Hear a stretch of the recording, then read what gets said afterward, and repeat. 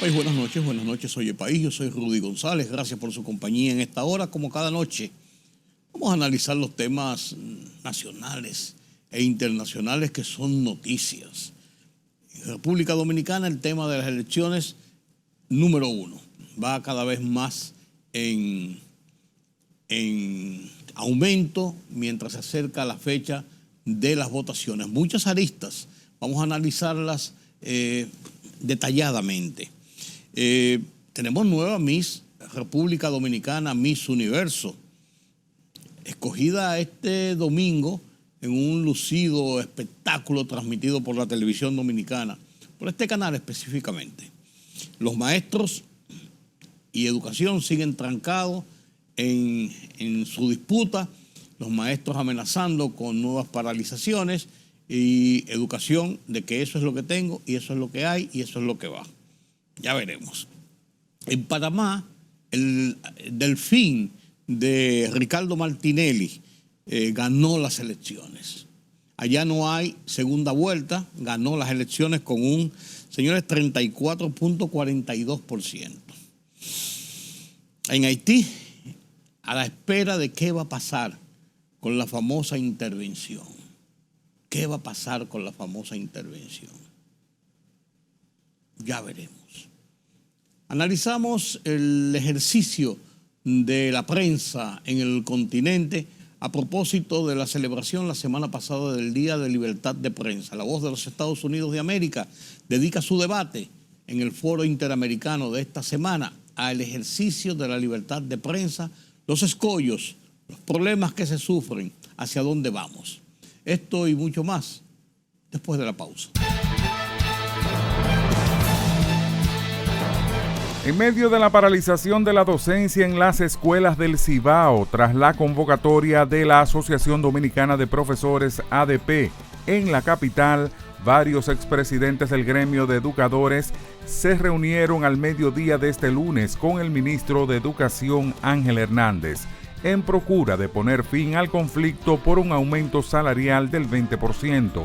El encuentro contó con la participación de los expresidentes del Sindicato de Maestros, Enrique de León, Conrado Matías, Rafael Santos, Sigfredo Cabral, Melanio Paredes, Hilario Jaques, Olimpia González, Eduardo Cuello, María Teresa Cabrera, Radamés Camacho y Somara Guante.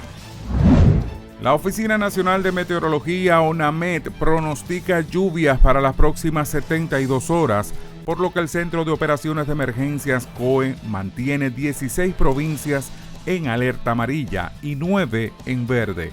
En amarilla están las provincias de Montecristi, Puerto Plata, Valverde, Santiago, Espaillat, La Vega, Monseñor Noel, Sánchez Ramírez, Duarte, así como también María Trinidad Sánchez, Monte Plata, Atomayor, Samaná, El Ceibo, San Pedro de Macorís y La Romana.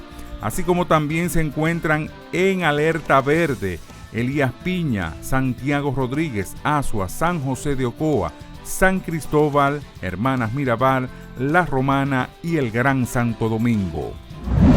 El director regional de la Policía de Santo Domingo Oeste, el general Eduardo Escalante Alcántara, atribuyó a pleitos de bandas la muerte de 2 personas y las heridas de bala a otras 4 durante la madrugada de este domingo en el sector El Brizal de este municipio. Las víctimas mortales fueron identificadas como Sócrates Peralta Reynoso, de 25 años, y Kelvin de Jesús Guzmán Orozco, alias El Gato.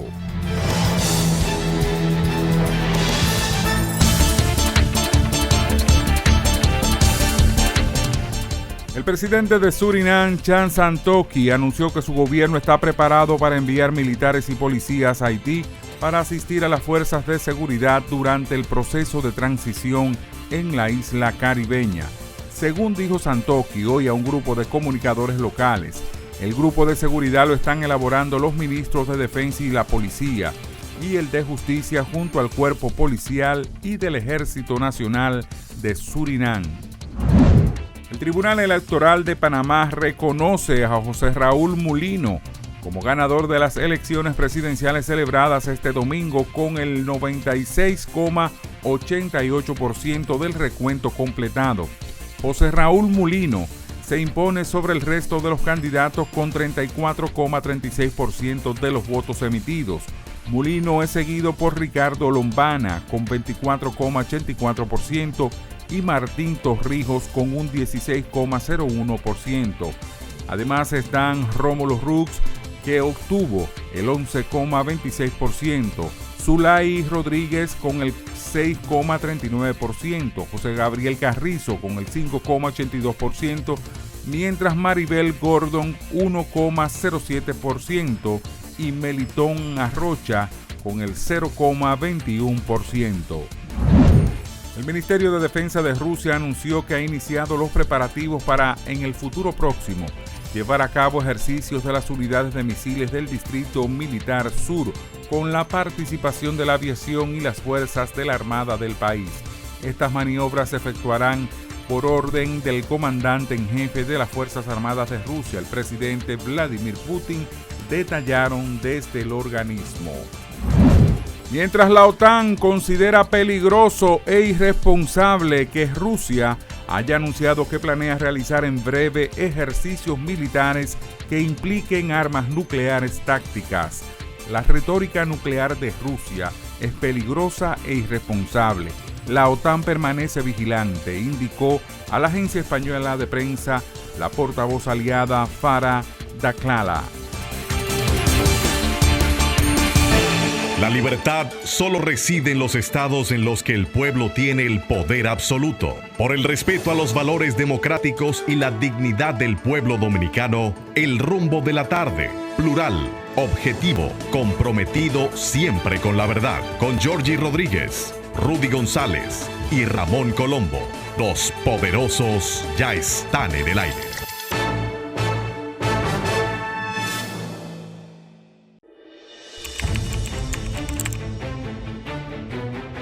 Periodismo de investigación, columnas, opinión, análisis, reportajes de fondo. Hora por hora, una completa plataforma multimedia. Periodismo con valor. Noticias horaporhora.com.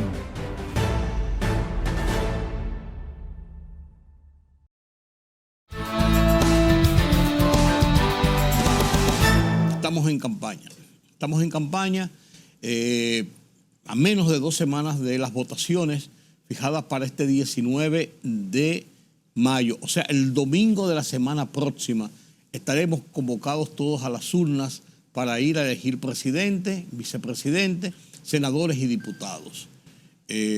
Las posiciones están muy bien definidas, quiénes son los candidatos, las encuestas marcan una tendencia. Y ahí son los días de las encuestas porque el próximo sábado, día 11, ya entra en veda la publicación de encuestas de acuerdo a lo que establece la ley electoral. Entonces, todas las encuestas se van a lanzar en esta semana. Salió la encuesta de Greenberg, de Diario Libre, que da un 58% a Luis Abinader, un 25% a Leonel Fernández y un 13% a Abel Martínez. Una encuesta que ha sido muy reputada, muy esperada, mantiene la misma tendencia de mayoría para ganar en primera vuelta del presidente Luis Abinader. Una posición un poquito más cómoda que otras encuestas, como la RD Elige, que dio 19 puntos a Leonel Fernández, y ahora la Greenberg le da 25.6 puntos más. Y Abel Martínez, que la RD Elige del viernes de la semana pasada le había dado 10 a Abel Martínez, la Greenberg le da 13%, o sea, 3 puntos más. O sea, se están acomodando las posiciones, pero persiste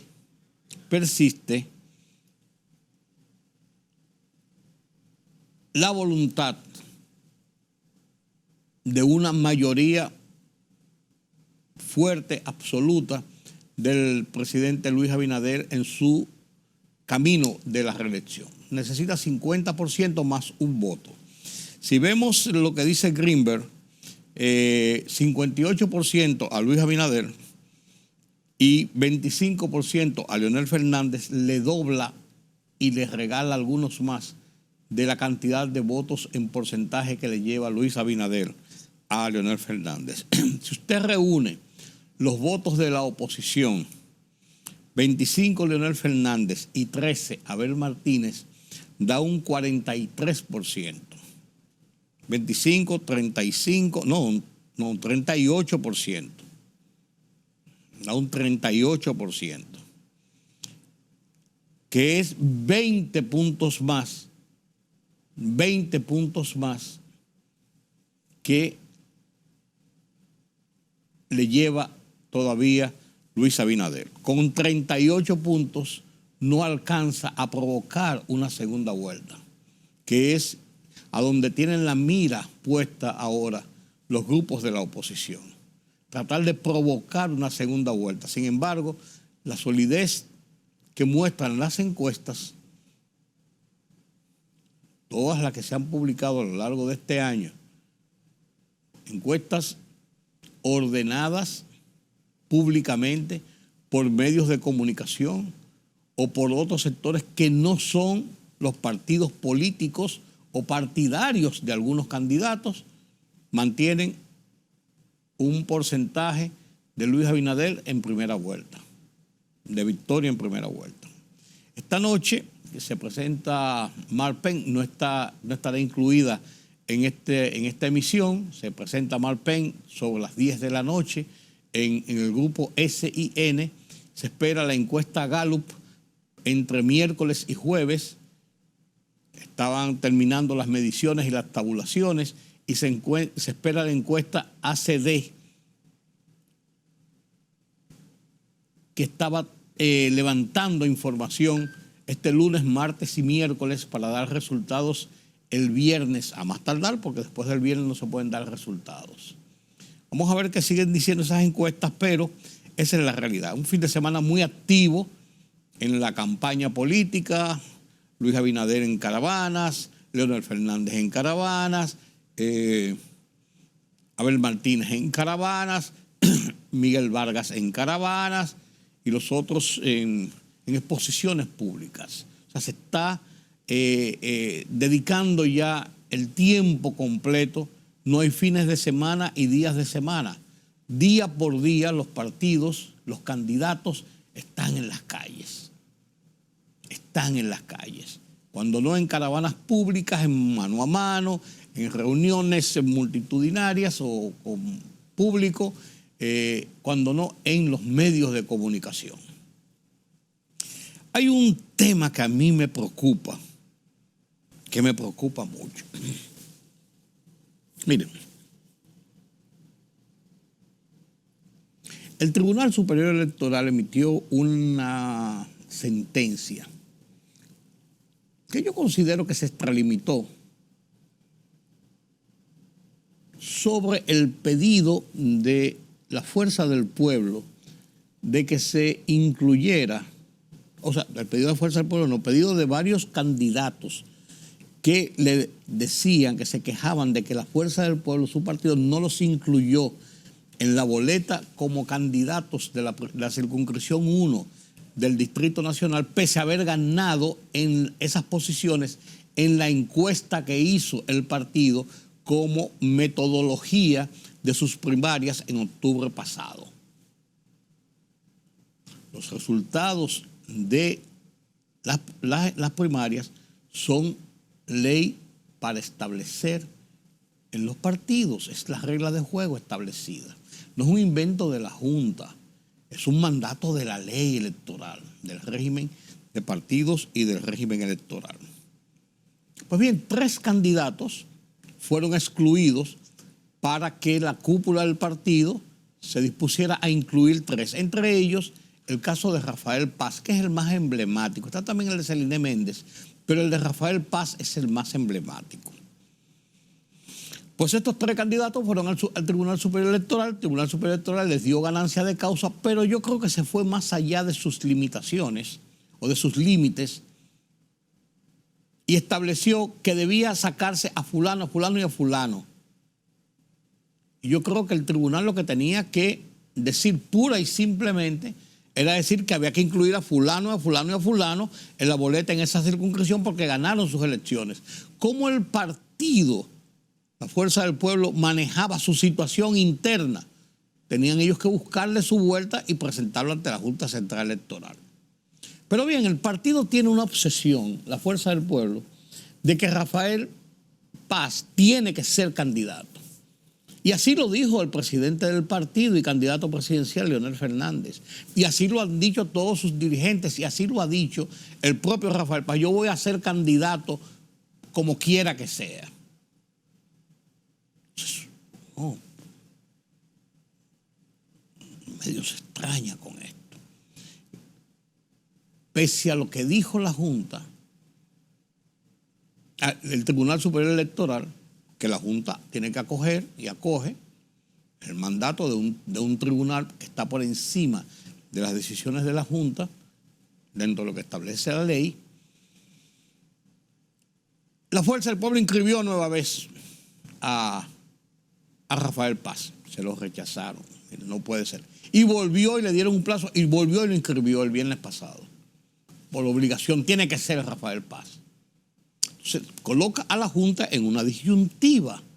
¿Qué hace la Junta? La Junta lo puede aceptar. ¿Sobre qué base? Porque ahí ha ido apareciendo ahora que los que ganaron las posiciones en las encuestas y que incoaron sus demandas ante el Tribunal Superior Electoral dentro de la Fuerza del Pueblo dicen que ellos no han renunciado a sus posiciones. Y si una persona no renuncia, no fallece, no queda inhabilitado por una situación física, por una situación judicial, no puede ser sacado de la boleta. No puede. Tiene que ser una decisión propia que esa persona firme o haya muerto. Y hay que buscarle un sustituto. Entonces esas personas han dicho que ellos no han renunciado públicamente. Lo han dicho públicamente. Entonces ahí está la imposición de la cúpula de la Fuerza del Pueblo en torno a Rafael Paz, que yo creo que es una persona de prestigio, importante, que haría un buen papel en el Congreso, pienso yo, porque es una persona que viene del sector privado, con un buen expertise, una persona que es decente, que sabe hablar, que tiene ideas propias. Es un candidato interesante, pero no se puede imponer sobre la base de lo que establece la ley. En este caso, hay que ver cómo pueden hacer eso. Viendo todo esto y acercándose los días de las elecciones, eso ha retrasado la impresión de la boleta electoral del Distrito Nacional. El PRM tenía una situación en la circunscripción 3 y era que no cumplió con la cuota de género. Son 7 candidatos a diputados y ellos habían inscrito 5 hombres y 2 mujeres. La ley establece que deben ser 4 hombres y 3 mujeres. O sea, 4 de un género y 3 de otro. En este caso, hombres y mujeres, porque la mayoría son hombres. Y ahí está claramente. ¿Qué hizo el PRM? Sacó a fulano de tal, su mecanismo, la persona renunció, sacaron a fulano y pusieron a fulana de tal. Completaron su mandato de la cuota de 4 y 3 en la circunscripción número 3 del Distrito Nacional. Eso quedó ahí. Preocupado por esto que está pasando y a dónde vamos a llegar, yo conversé con 2, pero principalmente con uno, altos dirigentes de la Fuerza del Pueblo, pero principalmente con uno, con quien me extendí más y conversé. No era una entrevista, no era una conversación periodística, por eso no revelo sus nombres. Pero me dijo, los 2 me lo dijeron, porque fueron conversaciones indistintas por separado, pero uno fue muy enfático en esta afirmación. Todo parece que la Junta, defendiendo la posición de su partido y de la cúpula del partido, no parece que la Junta lo que quiere es que nosotros nos retiremos de las elecciones. Y me lo reiteró. Y lo que quiere es que nosotros nos retiremos de las elecciones porque vamos a ganar y bueno. Pero que nos retiremos de las elecciones. Los 2 me lo dijeron. Entonces yo me pregunto, y me mueve a mucha reflexión y como que me coordina. ¿Qué pretende la Fuerza del Pueblo? Visto los resultados de las encuestas que no logran colocar a Leonel Fernández como candidato presidencial a la par de discusión, pegados cabeza con Luis Abinader. Ya le dije lo que dice la Greenberg. La Greenberg dice 58-25, más del doble. Junto con la otra parte de la oposición, con el PLD, que es una alianza de Maco con Cacata, pero bueno, con el PLD, da 38%. Todavía Luis Abinader le lleva un 20% por encima y no hay forma de que le alcance en ese posicionamiento de mayoría de 50% más uno. Entonces, visto esto, ¿qué puede estar provocando el PLD? Incidentar, el PLD no, la Fuerza del Pueblo en este caso, y el PLD a lo mejor hasta le sigue, incidentar su participación en las elecciones sobre la base de que están siendo discriminados, de que están siendo presionados por el poder, por el oficialismo, por el gobierno. En 1970, el PRD se abstuvo de ir a las elecciones, cuando Juan Bosch era su líder todavía, por el tema de la reelección de Balaguer. Y alegaron presiones de sectores influyentes, incluso militares, que podían abortar el proceso y manipular para quedarse a las malas y si ganaba el PRD en ese momento, mantener el poder mediante un autogolpe. Y nos fueron en el 70. En el 74, las posiciones, vos hablaba de un matadero electoral en el 70. En el 74, las posiciones visibles incluso de los militares en caravanas oficialistas, en apoyo y en patrullajes, exhibiendo pañuelos rojos, símbolo del Partido Reformista, le dio la oportunidad a la oposición, que había avanzado mucho con el acuerdo de Santiago, que presidía el PRD con don Antonio Guzmán como candidato en ese momento, y tenía la coalición con Wessing y Wessing del PQD y con la gente del MPD principalmente. El acuerdo de Santiago, posibilidades importantes de ganar las elecciones en el 74 frente a la reelección segunda de Joaquín Balaguer, pero la presión de los militares montó en pánico al PRD y la oposición y se retiraron 36 horas antes de las elecciones, se retiraron y le dejaron la cancha libre a Balaguer para que ganara las elecciones. Estaría pensando ese mismo PLD, que es Leonel Fernández, la Fuerza del Pueblo, con otro nombre ahora, aunque enemiguitos, públicamente amiguitos, pero enemiguitos reales, por sus posiciones políticas y por la segregación de PLDistas para conformar la Fuerza del Pueblo. Sería esta una estrategia que tienen, y por eso están hablando de armar líos y montan unas carpas por la violencia, se lo vamos a quitar, que si la Junta está tratando de presionarnos para que quiten al director de la Policía Electoral, que si una serie de presiones públicas para llegar a la conclusión de que las elecciones están manipuladas en su contra y dejar el proceso. Harían un flaco servicio a la democracia, y en esta posición nadie se los va a creer. Diferente a lo que pasó en el 74, cuando era visible y ostensible la posición de los militares. O en el 70, con el famoso matadero electoral, todavía con los reflujos de la revuelta de 1965 y las presiones políticas de la Guerra Fría y una serie de situaciones diferentes a las que hoy existen en República Dominicana.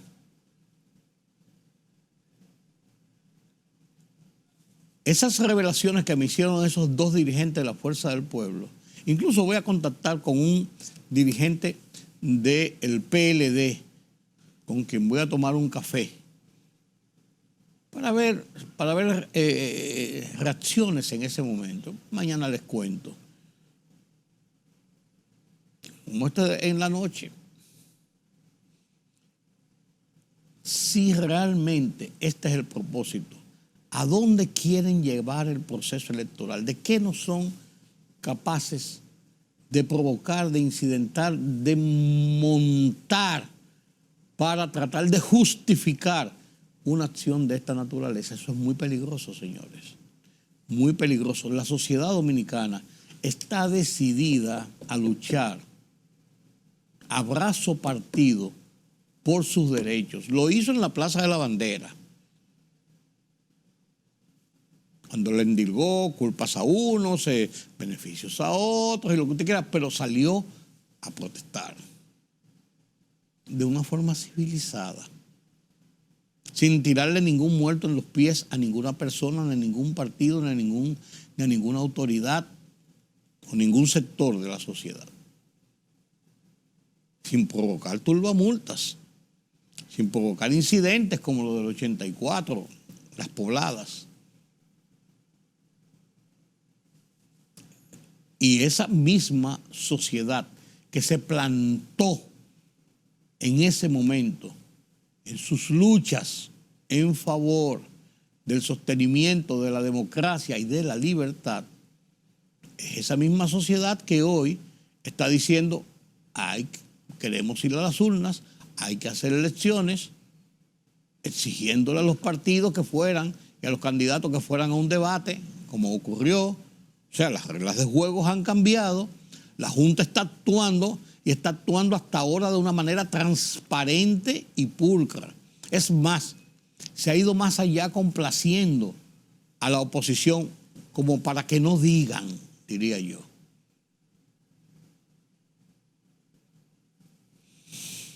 Ojalá que estas prevenciones de que hablo estén totalmente equivocadas. Que sea una apreciación más allá de lo que realmente se estaría tramando o se podría estar pensando. Ojalá. Pero aquí va a haber elecciones el 19 de mayo, dentro de 2 semanas, menos de 2 semanas. Porque la mayoría de los dominicanos queremos que haya elecciones, que haya un proceso electoral y que la gente se manifieste. Que vote por quien quiera, pero que se manifieste. Es así. Celine Santos es nuestra nueva Miss República Dominicana, que nos va a representar en Miss Universo. Fue escogida entre 18 candidatas en un bonito espectáculo montado para esa elección y para la televisión, que fue transmitida por este canal esta noche, la noche de este domingo. Y qué bueno, porque el mundo continúa. El mundo no es política solamente, hay mucho que ver, hay mucho que manejar en este país, que está decidido a salir de los tormentos y a echar para adelante. Esa es la realidad. Eso no piensan los maestros, por ejemplo, que mantienen una posición de intolerancia y el diálogo del que tienen derecho y las demandas de las que tienen derecho a pedir, a solicitar, a ejercer, debieran ser sobre la base de sentarse en una mesa de negociaciones, no con la presión como lo han acostumbrado a hacer, de salir de las aulas y dejar a los estudiantes sin la enseñanza, para lo que ellos ganan y por lo que ellos cobran como maestros. Igual que la huelga de los médicos, y siempre estaré opuesto a huelgas de médicos y de maestros. Médicos que dejan a los pacientes en las salas de emergencia, en los quirófanos, en las atenciones de las consultas para dar la salud. Como mecanismo principal, y más con este señor, ustedes saben que ese es su norte, la huelga, los paros, que está ahí como presidente del colegio. Lo mismo ocurre con la gente de la ADP, con el agravante de que el dirigente de la ADP es un dirigente alto de uno de los partidos de oposición, del PLD, el señor Hidalgo. Además es diputado por ese partido. Entonces, quiérase o no, se enseña el refajo de una situación política en medio de un proceso ya a las puertas de las votaciones. Hasta que el concepto de muchos de que el gobierno, como no quiere ruido, en un gobierno de reelección, en una época de casi votaciones, entonces el gobierno podría transar y hacer lo que ellos pidan. Y no puede ser así. La política no puede ser la que signe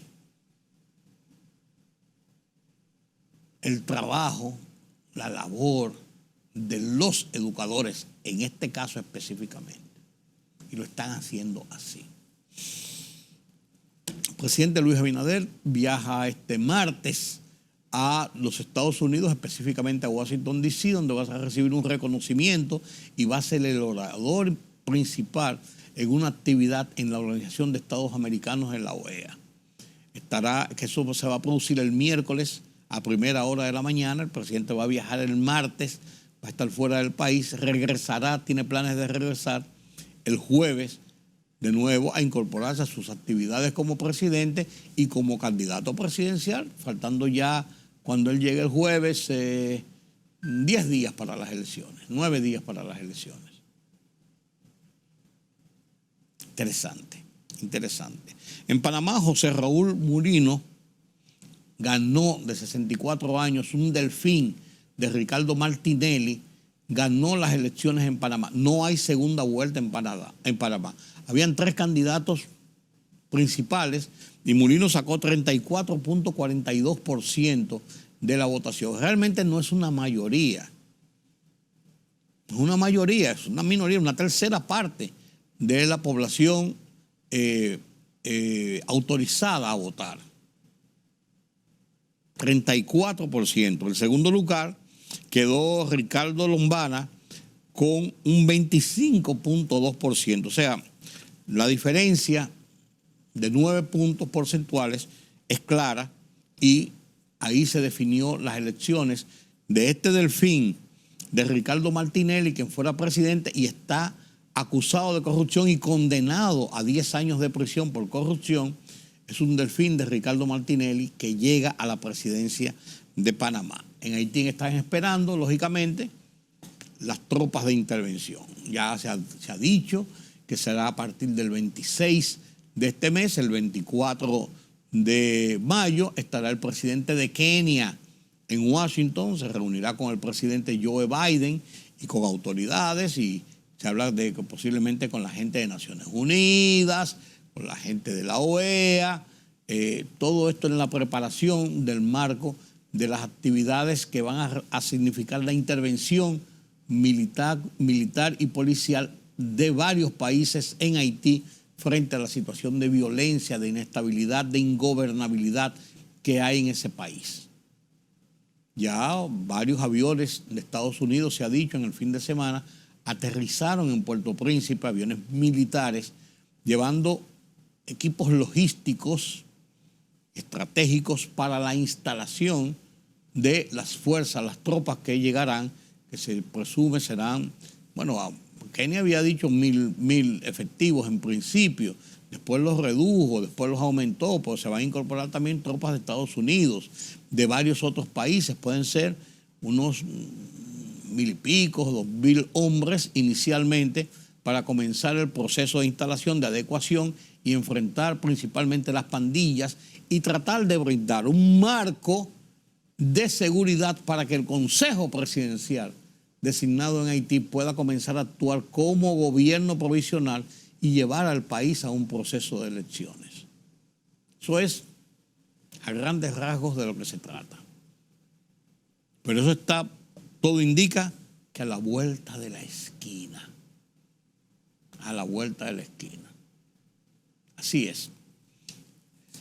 A la vuelta de la esquina está también que vayamos a una pausa. La libertad solo reside en los estados en los que el pueblo tiene el poder absoluto. Por el respeto a los valores democráticos y la dignidad del pueblo dominicano, el rumbo de la tarde, plural, objetivo, comprometido siempre con la verdad. Con Georgie Rodríguez, Rudy González y Ramón Colombo. Los poderosos ya están en el aire.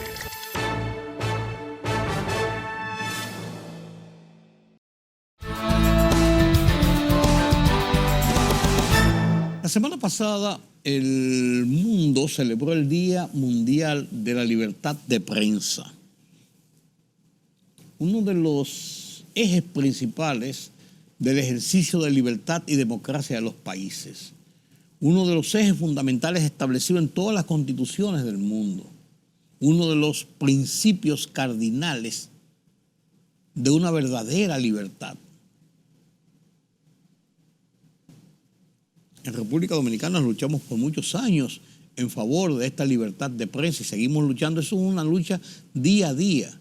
Hay enemigos de la libertad de prensa que inventan proyectos de leyes, que tratan de... ¿Acuérdense ustedes de aquella lucha de la colegiación a finales del 88 o propiciado por grupos de periodistas que hoy son los nombres de fulano y perencejo?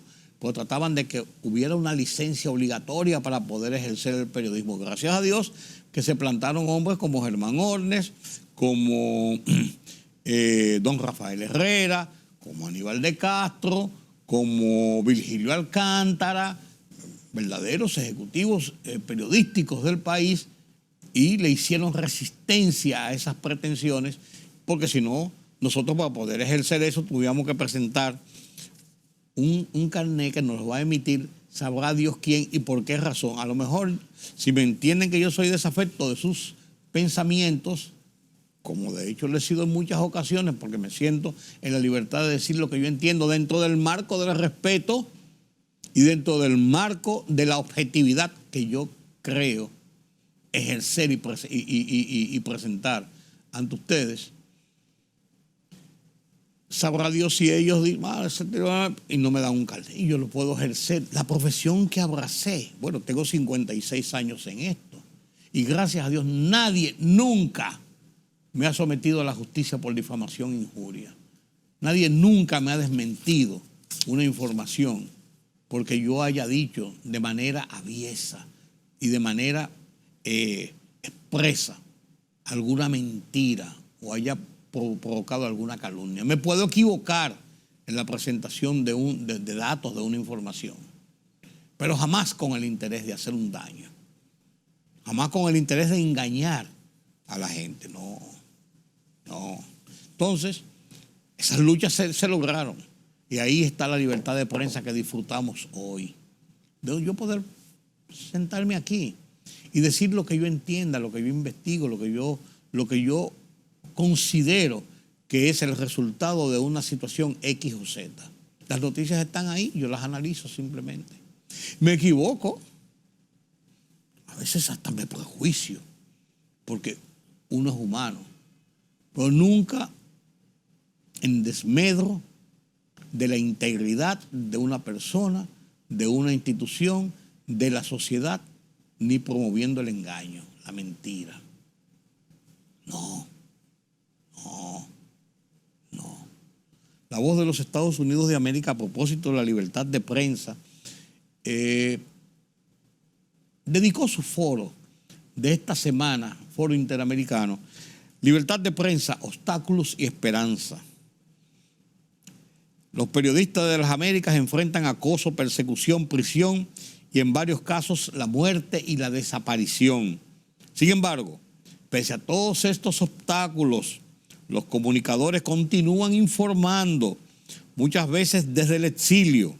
Este año la UNESCO ha decidido visualizar el tema Prensa para el Planeta, el periodismo ante la crisis ambiental, uno de los ejes fundamentales de la lucha por la preservación de nuestro mundo. Muchos comunicadores ambientales sufren amenazas y hasta desaparición por el solo hecho de documentar los efectos humanos y ambientales de la corrupción y la explotación ilegal de los recursos naturales.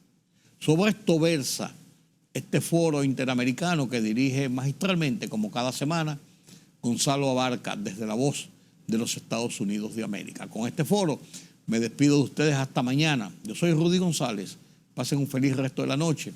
Vean qué interesante este foro sobre el ejercicio de libertad de prensa. Hasta mañana.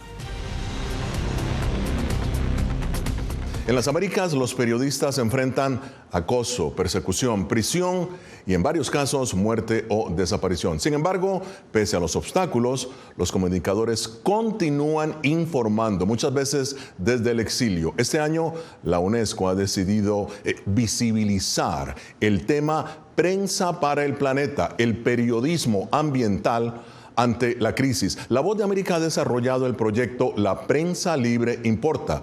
Esta es una coproducción con nuestras afiliadas en toda la región. La responsable del proyecto, Natalie Salas Guaitero, no pudo estar con nosotros, pero Jaime Moreno está aquí en los estudios para conversar sobre ello. Bienvenido, Jaime. ¿Qué demuestra este proyecto de La Voz de América, sobre el estado de la libertad de prensa en el continente?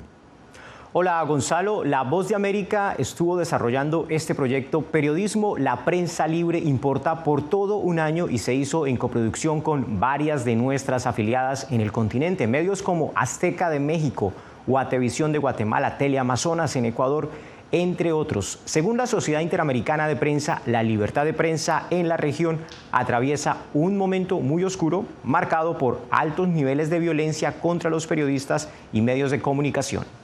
El tema de la violencia. La intolerancia es una característica, no la excepción. El problema que se va acentuando se llama libertad de expresión. Con mucho miedo. Periodismo, la prensa libre importa. Un especial de La Voz de América con nuestras afiliadas en la región. Y aquí ahorita ya no puedo decir nada. ¿Cuántos periodistas van muertos ya? Por decir la verdad. Salir a reportear o incluso traer fuentes a nuestro canal era súper riesgoso, tanto para las fuentes, pero también como para nosotros como reporteros.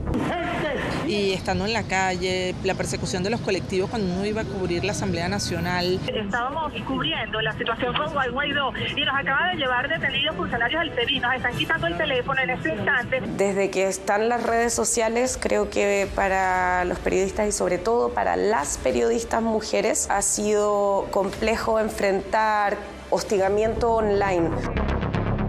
People think these mass shootings they all think it's not going to happen to them until it happens to them. You know, I never thought it would happen to me. Et j'avais décidé de reprendre le micro et la plume parce que pour moi, le silence pas qu'une option. Et je voulais reprendre pour faire échec à la terreur. ¿Cómo garantizar que las voces lleguen a quien tienen que llegar y estas realmente sean escuchadas? A la gente en el territorio y es como vos, ya sé de qué medio sos. Sos un medio vendido, sos un medio chayotero, esas palabras ya las hemos escuchado y es como tener cuidado de lo que estás haciendo porque ya conozco dónde vivís. Entonces hay un poco de tema también de amenazas, ¿no? Pensé que me iban a pegar o que nos iban a dejar ahí por un tiempo mientras nos gritaban, realmente nos insultaron muchísimo. Yo camino en las calles de esta ciudad con chaleco antibalas, con un casco de protección militar para trasladarme en el vehículo que yo hago mi trabajo.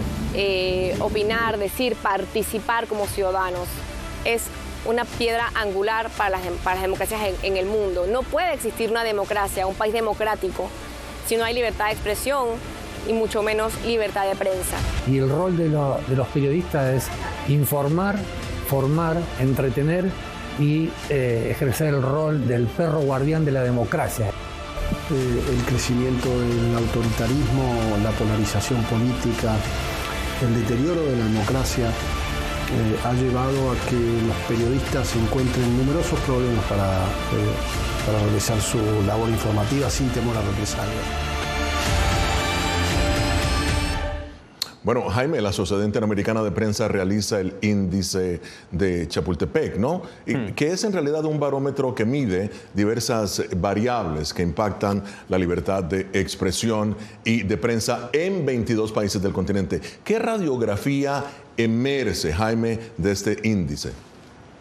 Gonzalo, lo que emerge de este índice es que, por ejemplo, hace un año solamente Guatemala estaba en la categoría de alta restricción. Sin embargo, en la última edición de este barómetro, que es la del año 2023, en la categoría de alta restricción, ahora acompañan a Guatemala, Honduras, El Salvador, Bolivia, por el aumento de casos de ataques a la prensa. Estados Unidos, por ejemplo, descendió un peldaño al tener más casos de violencia e impunidad registrados. Por su parte, Cuba, Venezuela y Nicaragua continúan desde el inicio de esta medición en el renglón de sin libertades. Muchísimas gracias, Jaime Moreno, por tu participación hoy en Foro. Y bien, usted puede accesar a La Prensa Libre Importa, el proyecto especial de La Voz de América sobre la libertad de expresión y prensa en las Américas. Visite nuestra página de internet, vozdeamerica.com, y en nuestro menú seleccione el especial La Prensa Libre Importa. En Cuba no se matan a los periodistas. Su énfasis se pone en la destrucción moral del individuo. Continuamos en Foro de La Voz de América. En este Día Mundial de la Libertad de Prensa, los periodistas dedicados a informar sobre el ambiente son perseguidos y acosados por grupos de presión empresariales, criminales y hasta del propio gobierno, según informes de Naciones Unidas. Muchos periodistas sufren persecución y desaparición por el solo hecho de documentar los efectos humanos y ambientales de la corrupción y la explotación ilegal de recursos. Pero para analizar el tema de la libertad de prensa me acompaña Cristina Caicedo Smith, periodista principal de Libertad de Prensa de La Voz de América, e Iván Brehaut, quien es periodista ambiental. Chris, voy a empezar contigo. ¿En qué proyectos has estado trabajando, La Voz de América, y qué emergen de estos proyectos? Bueno, muchas gracias, Gonzalo. En este último año hemos trabajado mucho en el tema del periodismo local, debido a que aquí en Estados Unidos tenemos una ausencia bien grande de periodismo local, sobre todo cubriendo la capital de Estados Unidos. Para el Día de la Libertad de Prensa trabajamos en un reportaje especial en donde seguimos por varios días a reporteros regionales que cubren el Capitolio estadounidense. Normalmente son personas o periodistas que por más de 20 o 40 años han estado en la capital cubriendo ciudades como Pittsburgh, Ohio, San Francisco, diferentes estados en el país, y cómo a través del tiempo han ido disminuyendo precisamente por recortes presupuestarios, porque algunos medios de comunicación se van hacia agencias, y eso, según los expertos con los que hablamos, ha sido de gran preocupación debido precisamente a que estamos en un año electoral y se necesitan esos reporteros haciendo preguntas fuertes e importantes a los legisladores en la capital de Estados Unidos. Y es una tendencia que se repite en América Latina, ¿no? Que muchas veces el periodismo local propiamente va disminuyendo. ¿Chris? Sí, definitivamente hemos visto esta tendencia también disminuir en América Latina, sobre todo con estas complejidades de presupuesto y de poder financiar estos proyectos independientes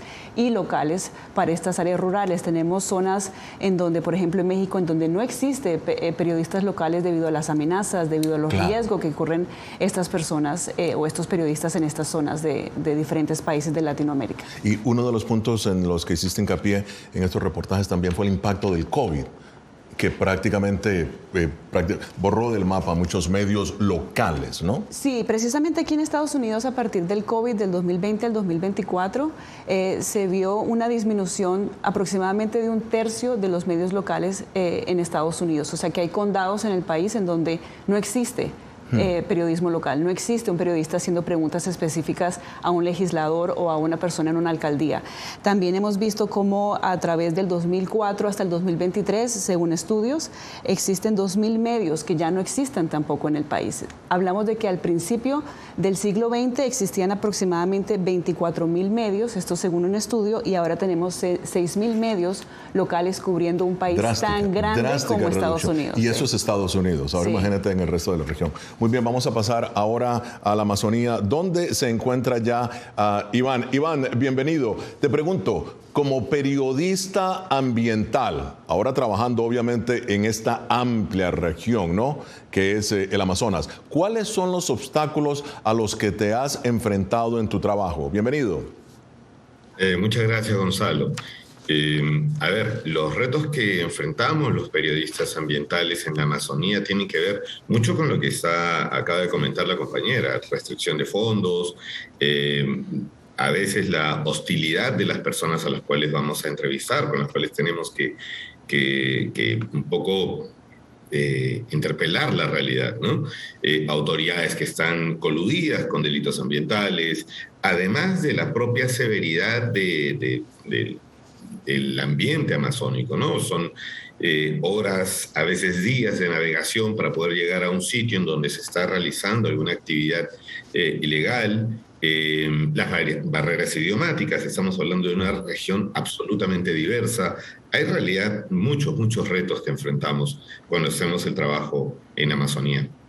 Sí, y muy buena tu labor, muy buenos tus reportajes del Politics Center también, y verdaderamente desafiantes, ¿no? Realizarlos en medio de estas comunidades indígenas. Iván, voy a continuar aquí un momento con Chris. Chris, Reporteros Sin Fronteras publicó su índice anual, que por cierto está saliendo hace solamente unas horas, y nos tienes ahí unas cifras frescas. Háblanos un poco de lo que dice Reporteros Sin Fronteras, por favor. Bueno, Reporteros Sin Fronteras tiene presenta un panorama desalentador completamente en tema de libertades de prensa a nivel mundial. Los tres países principales que normalmente siempre están al tope, como son Noruega, Dinamarca y Nueva Zelanda, normalmente están siempre al tope, también han encontrado una disminución en eso. Si nos vamos un poco hacia Latinoamérica, lo que informa Reporteros Sin Fronteras es que, por ejemplo, en Argentina, tras la llegada del presidente Javier Milei y su retórica hacia los periodistas ha disminuido en la escala. Al parecer, en los 100 primeros días de presidencia del nuevo presidente Milei, precisamente ha disminuido. En Perú también tenemos condiciones de periodismo que se han deteriorado debido a que, bueno, en los últimos años ha habido todo este complejo problema sociopolítico que existe en el país también.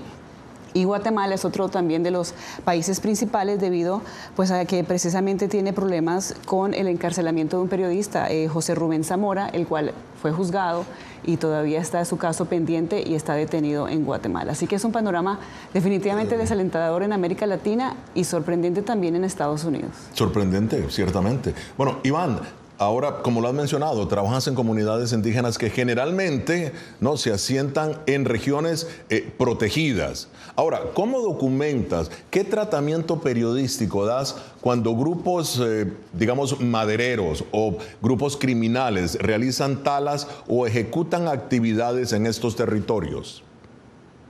En realidad es un tratamiento lo más discreto posible, tratando de proteger las fuentes, como siempre, ¿no?